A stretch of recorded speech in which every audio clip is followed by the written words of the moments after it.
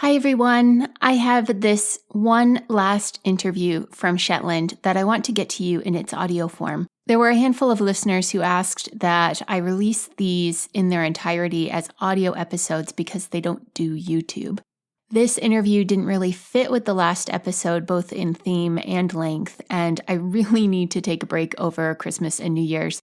By the other side of that break, it will have been quite a while since the interview happened, so I decided to just get it up and out for the few of you who haven't already watched it on the Jamieson and Smith channel. I will, of course, link directly to the interview video if you would like to watch it there. That's perfectly fine.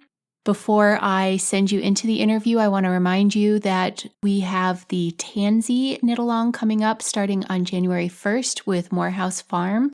You can find more details about that in the Facebook group, I Thought I Knew How, and also the Morehouse Merino Flock group. I'm going to be doing a Facebook Live with Erin in the next few days. And again, you'll be able to find that on the Facebook group, and you'll be able to see what it looks like in the sport versus the lace weight. You'll also need the book Shawls, Wraps, and Scarves by Louisa Harding. There'll be a link in the show notes for that. Also, while I'm on my little break over the holidays, we will be doing the Yarn Stash Destash, which will happen on my Instagram account, I Thought I Knew How, starting the day after Christmas, and it will run for 14 days, so make sure that you're following me there to find out about that. Now, Barbara Gray is the head of the board at Shetland Textile Museum. She very kindly sat down with me at the museum itself for the interview. I've been to the museum for 3 of their exhibits now, and they have all been inspiring and informative. They are doing great work preserving the textile history of Shetland. Do enjoy this bonus episode, and I'll see you again in 2021.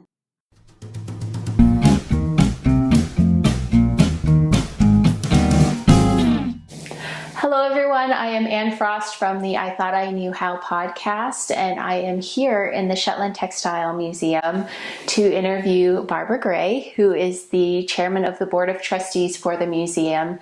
And this will be going up on the Jamieson and Smith YouTube channel. Thank you to them for hosting this interview.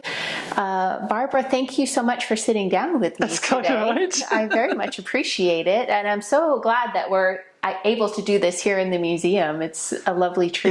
Yes.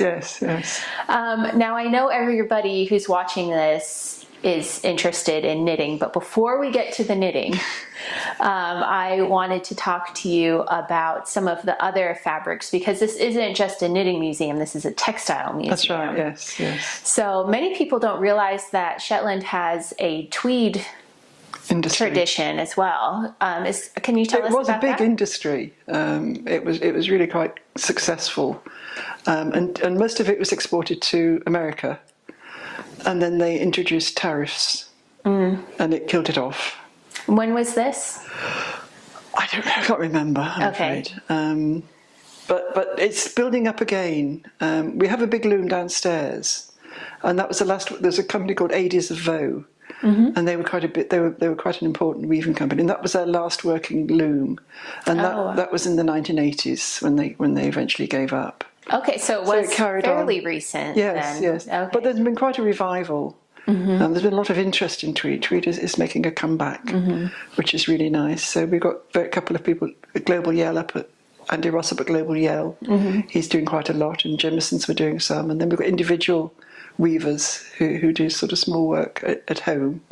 So it's really, but it was a very important industry at one time. Is it sent out to the world as cloth, or are there people here making it into clothing? Both. And then sent both? Yes, okay. Mostly I would think it was sent out as cloth, because even here, I mean, they will set. I mean, we got some displays downstairs, and they were sent south to be made into garments. Okay. But it would be finished here, and then it would go probably as lengths of tweed. Yeah, but it's something I really find quite fascinating. There's some beautiful examples out there. Well, and the modern ones are getting to be really nice now. Yeah, and you have a lovely example of tweed hanging over the fireplace downstairs. Right. That's a rug. Oh, it's actually a rug. Yes. Okay. Yes, it only came this year. One of our friends donated it to us, which is lovely. So, do we have any idea of the age? No, she doesn't. No. I'm trying to find out. I say Andy Ross is quite an expert But he's not in Shetland at the moment, so when he comes back, he's going to look into it for us. He has work to do. But he has work to do. It's probably sort of Hossick area, he thinks. It was sort of down, it came from the south end of Shetland, but he's not sure. He's only seen photographs of it so far, so I don't know. How do you know how they go about dating articles like that? Tweed is very difficult. I can imagine. Because you know, I mean, with knitwear, quite often patterns come into fashion and colours come into fashion. That doesn't apply with tweed. Yeah. So unless the person who gives it, you know, donates it, knows, then we don't know. I mean, some of our tweed came from Adis. I say when they retired, Mr. and Mrs. Ady retired, they donated some tweed lengths and a lot of samples. So we have those. We have what's called a handling collection, which when groups come, we let them to go and handle. Oh, wow. various things. And we've got quite a few tweed samples that they can look at. But how you age it, I don't know. That's beyond me, I'm afraid. Okay. The other textile that you can see here at the museum are the Tattered Rugs. Yes. Can you explain to people what those are? Because I don't think people outside of Shetland really know about them. There's a very good book. Dr. Carol Christensen from the big museum has written a really good book about them. But they're basically pile bed covers. There's a little example of how they work. They're actually stitched. This is woven. This is called a grund, and it's woven. Okay. And then the wool is actually stitched, and then it's cut. Right. But when it's finished, it goes like that. So the cut side goes onto the bed. Okay. That goes next to you, not the pretty. You don't get to see the pretty side. And traditionally, they're often made as wedding presents. And so the brides they're usually made in two halves to make them easier to launder. And the bride's family would make one half, and the groom's family would make the other half. Oh, I didn't know that. And then they'd join them in the middle. That's so sweet. And sometimes they don't quite line up. Mostly they do. Mostly they do, but we've got one example where they're not quite in line. But it's a wise way to do it. But they are very... there is a picture over there. I don't know if you can see that. We get that later. That's actually done on a frame. Okay. But they were done in two halves. The one we got downstairs is just a half. That was a modern one done, and we don't know where the other half is. So we'd love to know where the other half is. So in appearance, I think they would remind people of latch hook. Yeah. But it's a totally different process. Different, yes. And they, of course, we call them tattered rugs, but they were bed covers. They were bed covers, yes. Yeah, because it can get very cold here. It does get quite cold here, yes. Especially when you didn't have central heating. Yeah. You had peat fires, and a lot of the patterns, the designs are quite traditional, and that some of them have meaning, some of them have words that they, different things that they mean. So it's really quite amazing. So we're very fortunate. We have a few. We don't have that many, but we have a few. But there's more up at the other museum, the big museum. So but it's but people are still making them. Yeah. They are still doing. But how I don't know. I mean, there's we during Wool Week we have a talk. Carol comes and gives a talk, and there's somebody who does actually classes on how to make this sort of size, just to learn how to do them. Oh, interesting. So it's keeping it alive. It's keeping the tradition going. That's the most important thing, really. Yeah, is to do. Yes. So the two traditions here on Shetland that people are familiar with for knitting are, of course, the fine knitted lace and the Fair Isle. Yes. Do we have a sense of which was more popular first? I would think Fair Isle was first. Lace knitting would have been done, but it was actually Arthur Anderson, whose photograph is up there, is responsible for a lot of the expansion of it, because he presented these lace stockings to Queen Victoria. Okay.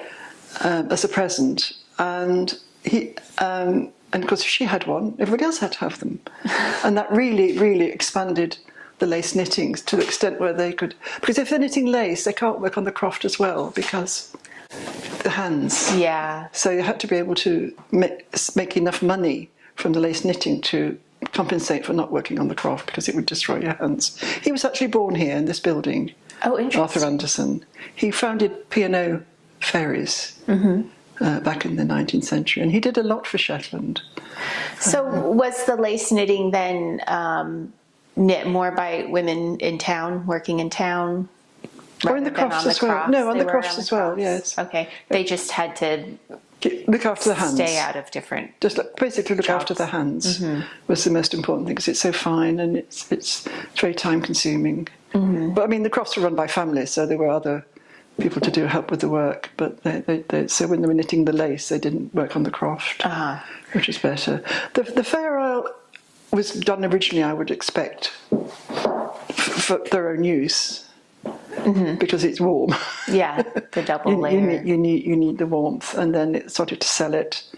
It was originally more the truck system. Do you know the truck system? I do, but if you'd like to explain very briefly, sure. They basically had to trade the knitwear for goods and money, so they didn't get paid very much for it. They had deadlines to meet. Some of our very old neighbour knitters won't knit anymore.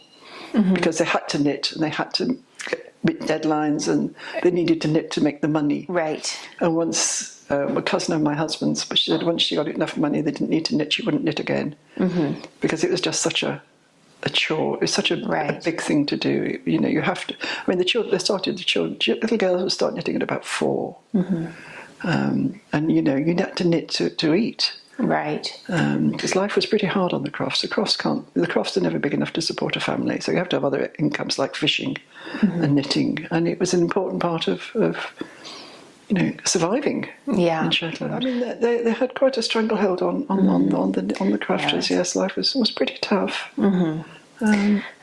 But it's a lot better now, obviously. Now it's getting to be quite. It's also quite interesting to say that my husband's grandparents were Shetlanders, and we used to come up and visit one of his cousins, and she said they used to knit natural colours for themselves, but the bright colours for the visitors and for other people. So, but for themselves, they preferred the natural colours. Interesting. Which is so you could quite often. This is in the 80s when people wore jumpers more. You could often tell the difference who was a visitor and who wasn't. Who's the tourist? If you had a nice bright pink jumper, you were probably a tourist. And now the sign, I think, is the woolly cats. You know, that marks us out as the tourists rather than the locals. Yes. So I'm very interested to know, because there is such a diversity of items here at the museum. This is my 3rd time here, and I recognize a few of the pieces, but not many. And, you know, every time there's different things on display. So how does the museum acquire items for the collection? Various ways. We get a lot of donations, which is really nice, both from local people, and also people send things back. People who've moved away from Shetland, or their families have moved away from Shetland. They send things back. They think they should belong to Shetland, or they're worried about storage. In fact, what the christening gown we got in here, that came from her great grandmother. Went out to, I think it's New Zealand in the 1800s. Wow. And she knitted until she was in her 90s, and that was one of her later ones. And she came to the museum quite a few years ago and felt it ought to come back here, which is really nice. Oh, that's very kind. It's really gratifying that people think we're worth sending things back to. We used to have an auction house, so we'd buy things there. And charity shops are always a very good source of knit. A lot of people keep an eye open for us, and if there's something in the charity shop they think is suitable, and then we commission things if we're missing items. One of the christening sets we commissioned, because we've got very little children's and baby wear, children's wear especially, because of course it got worn out. Right. Which is why we've got the old piece there. And then recently the trustees decided that we really ought to do more modern, current work. So obviously they can't afford to donate things, so we started a programme of buying items from current makers. Oh, interesting. Because that's part of the history, the future history, all right. And it's important, it's interesting to see how things develop and how things change. So we started a programme of actually buying just a few at a time. What is it that makes something strike you as something that you would want to bring into the museum? It doesn't have to be perfect. We're looking for things that represent what was knitted. A few years ago, we had an exhibition on the 1970s. Okay. Ella Gordon did that for us. And most of us went around thinking, oh my God, that's awful. I remember wearing that, that's awful. The 70s and the 80s, the oranges and the browns. Right. But it's what was worn, and it's important to represent. So I can't only have things that I like. I'm not allowed to do that. And it's just representative of what was made and what was worn. So we concentrate on. And then if we have gaps in the collection, then we try to fill them. I say children's clothes are the biggest one, and to a lesser extent baby clothes, because so we're trying to get more. So if people have something that they think you might be interested in, should they just send it on, or should they send photos? Just email us photographs. Yeah. Yes. Okay. Yes, that would be nice. Once you have an item arrive at the museum, is there a process that it goes through? Yes. Initially, it's isolated. We put it in a plastic box in the workroom away from the collection, just to make sure it's especially if it's second-hand. If it's new, it's easier. But if it's something that's been worn, and if in doubt, you put it in a plastic bag and pop it in the freezer for a week. Okay. And that will kill off everything, eggs. And if ever you're not sure, that's what we do. We don't repair and we don't restore. Interesting. If it's damaged, it's because that's part of its history. That's part of its history. That's what happens to wool. I say, that's why I've put this old one out this time. It's really badly moth-eaten and worn. But that's what happens to wool. So that's important. An item is then given a number, and we have what's called an accession form, where we put all the details about where it's come from, and all the information about it. And then it gets put away. It's wrapped in acid-free tissue. Okay. And then in what's called Tivik, or Tyvek, some people pronounce it. That's you've seen on TV the scene of crime officers in those white suits. Oh, no. That's Tivik. Okay. It protects against everything. Okay. It shields it and it protects it. And then they go into a special museum grade box. It again will protect it. Protecting it is the name of the game for us. Yeah. It has to be still around in 100 years, even when I'm not. Yeah. And that's my main role, actually, is to looking after the collection. Preservation. Making sure everything is all right. And like with the exhibitions, we check the lighting. The cabinets have to be kept locked at all times.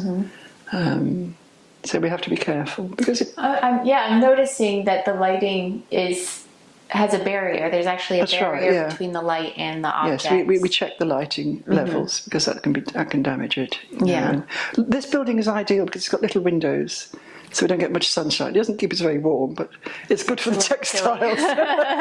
The textiles appreciate it. And then we do fun things like we put the pinny on, because that's what everybody says. My auntie had one of those. My granny had one of those. That's what women wore around the croft. Yeah. So it's not exotic, but it's it's history. But it's history, and it's important. I think it's important. That's why we thought we'd include the everyday. Not only just the best. We've got some nice best things over there. And some special things in the other rooms as well. But it's everyday wear. It's what people wore. Yeah. We've got things like fishermen's socks, so they were quite important to keep their feet dry. So you're basically giving us a tour through the current exhibit right now, which is called, is it Clays? How is it? Clays. Yes, it's Shetland for clothes. Okay, and that's the exhibition that is here now, but the museum will actually be closing soon. Saturday's the last day. That's our last day, yes. But the exhibition will stay for next year. Well, no, we'll have to take it down. Right, but it'll come back. It'll come back next year. It's the first time we've ever done that, because we always have a different exhibition every year. Yeah. But because this has only been up for a couple of months, and our visitor numbers have dropped drastically. Yeah. We've got hardly any foreign visitors, no American visitors. So we thought we'd repeat it next year. It's the first time we'd have done that. But everything will be put away carefully and wrapped up, and then we'll have to get it all out again in March. We're assuming we can open in April. We're hoping to. Yeah, I think people will appreciate getting the chance to see it after being stuck at home. Yeah. So is everything in the museum wool, or do you get other? No, we have things like we have wooden items, and stretching boards, because things are stretched. So we've got all sorts of different stretching boards. We've got knitting belts, and teasels, which is used for the wool, and spinning wheels. We've got spinning wheels, and we've got the big loom downstairs as well. So because that's what again is needed, is what you use. Do you get donations of sweaters knit in cotton or anything like that? Not very often. No. It's mostly wool. It has to be Shetland wool because it has to. It's the tradition. Tradition. We are the only museum that specialises totally in Shetland. But we do have a few. I mean, I was downstairs. I've got pony hair and alpaca. And rayon. Mixed rayon was used quite a lot. So we have some rayon things as well, because that was easier. I think I saw some last year, actually, that were, I'm not sure if it was here, it was black wool, and then the pattern was done in colored rayon. Oh, right, yes. And it just shone. That's right. It's really shiny. Beautiful. Yes, because again, this is what was used. You know, we're not elitist here. We try to show everything, even the things we don't like. I didn't say that really. So the museum runs a competition every year. Every other year. Every other year. Yes, okay, so it's every other year. Would you like to tell us about the one that's ongoing? It should have been this year, but we had to cancel again because it's called On the Beach. So as long as it's made of Shetland wool, it can be anything. Okay. We thought that would give everybody a really nice range of ideas. So they can be knitted, they can be crocheted, they can be woven, they can be anything they like. And we put it in the smaller of the two exhibition rooms, in the best Jamieson room. And then it's judged, and there are prizes. And then we also have a people's vote. Okay. So visitors can come and vote, and at the end of the season, we count up all the votes, and the winner gets a prize as well. Interesting. And it's usually different to the ones that the judges have found, which I thought was quite interesting. So that's ongoing even after the museum closes for the season. People can still send in their entries. They can send it in, yes. It's and it'll all be on our website, all the details and the forms and things. And it'll all be on there. But they can be absolutely anything they like. It can be under the beach, on the beach. Round the beach.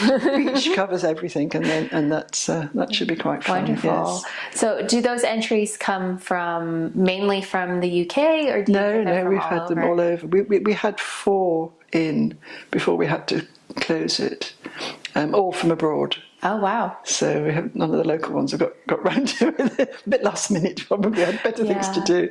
Do the entries get returned to the people? They can decide what they can either donate them, or we can sell them for them, or they can have them back. Okay. Whatever they choose to do. We get a mixture of all three, but it's quite fun, and everything gets exhibited. It all gets put up. So. Well, I was here. I think it was 2 years ago when I was here and got to see the last one. Maybe it was last year. But it was delightful just to see. Was that the arms and legs? Yes, arms and legs. Yes, that was fun. It was the variety that was submitted for that was really enjoyable. Yes, very creative people out there. So is there a deadline for that? There will be. I don't know what it is yet. Probably May. Okay. April, May time. We open at the end of April, hopefully. But the first few weeks we have the students from the college. Okay. The third year students come and put on part of their courses. They have to put on an exhibition. So we have those here when we open for usually 2 or 3 weeks. And then the competition will go in after that. Okay. So we'll get all that organised. Marion, one of our trustees, she organises that. So, we'll have to rethink all the dates. I think it was March. The deadline was I can't remember. Okay. We're going to assume that we will open at the end of April and hope. That's really all we can do. If people want to keep up to date on that, they can follow you on the various on our website, media, and it's on the website as well, yes. And that's Shetland Textile Museum.co.uk. Yeah. And then you're also on Facebook. Yes. At Shetland Textile Museum. And Instagram. I think it's also Shetland Textile Museum, but there's underscores between. the words. Oh right, yes. I don't get involved with those. I checked before. So Yes, any of that's those. not my area of expertise, Yeah. but mostly it's Facebook. We get a lot of followers on Facebook, And it's delightful. If you want to see some of the photos of the current exhibition, there are some available on Facebook and Instagram that you can take a look at, including the sweater that you mentioned that is very mothy, but it's very also, old. it still has historical value. We think to it's it. about 1940s. A couple of people are trying to find out who knitted it. We're trying to find the knitter. We don't know yet. Oh, interesting. But it'd be nice to know who's. But as I say, it's important that it's not just best that we collect. We collect, it's everything that was knitted in Shetland or made in Shetland. Then if it's textile, then it's here. How successful have you been in the past with finding the makers behind some of these objects? It's difficult because the person who donates, if they donated, sometimes they will know who's made it. It might have been their aunties or their grannies or their mothers or their neighbours. So if we know, if we can find out, but otherwise we can't know. And if it comes out of a charity shop, then there's no way of knowing. We like to know it if we can, but it's not always possible. Right. So the amount of information we have varies from nothing to a page. It's so variable. Yeah. So keep your journals. Keep your project journals. Give me your details. Give me your details and tell me everything you know about it, please. Yes. So the museum also has a shop downstairs that is full of items. Wonderful items that you need to go and buy straight away. Yes, I'm going to. And the museum is closing on Saturday, so that will close as well, but it will come back. These are all items made by local knitters, and spinners and dyers as well. And woodworkers and potteries. Yes, because of we've got the wooden items, and also there's extra things as well. That they have sort of things for knitting belts, and we have knitting belts. Yes, I think that's actually where I got my knitting belts. Oh, is it? Oh, good. Yes. So those, you don't have an online store, but you do have, people can call the museum and ask about what's available. And yes, right. Yes. Or if they want, a special jumper, then we'll find a maker for them and we'll knit what they want. Yes. But everything goes back to the makers. To the maker. Which is sad. How can people support the museum and your efforts here? Donations. Basically, come and visit us. Come and visit, please. Donations of items and donations of money as well, because obviously our numbers this year are very low. Dropped considerably. Yes. I did notice the Facebook page now has a donate button. That's right. On it, so you can donate directly through Facebook. That would be nice. Yes. But if you've got any Shetland items that you don't know how to store or you've got no room for, send us a photograph, and if it's suitable we would be delighted. And if you want paying for it, then that's fine as well. You don't have to give us everything. If it's very special or it belongs to somebody else, we do occasionally pay for things. We're not mean. Barbara, thank you so much for having me here. Thank you. Yes. I really appreciate it. And as I said, the museum is closing this Saturday, which I think is the day that this is going to go up. Right, so, 4 o'clock. We always close at the end of Wool Week, so this is still to us this Wool Week. It's Wool Week, So we always close on the last Saturday of Wool Week. So it will be closed by the time that this goes live, but you have plenty of time to start planning your trips for next year and come see the exhibit. Come and see the social media as well. We'll have things on Facebook all the time. Yes. And we're hoping to upgrade our website. Needs a bit more work, so we're hoping during the winter to improve our website so you can do a bit more that way as well. So that'd be good. You. No, thank you. It's been fun. This is the first time I've done this. Well, you were great. So thank you very much. Thank you. Thanks, everyone. Goodbye.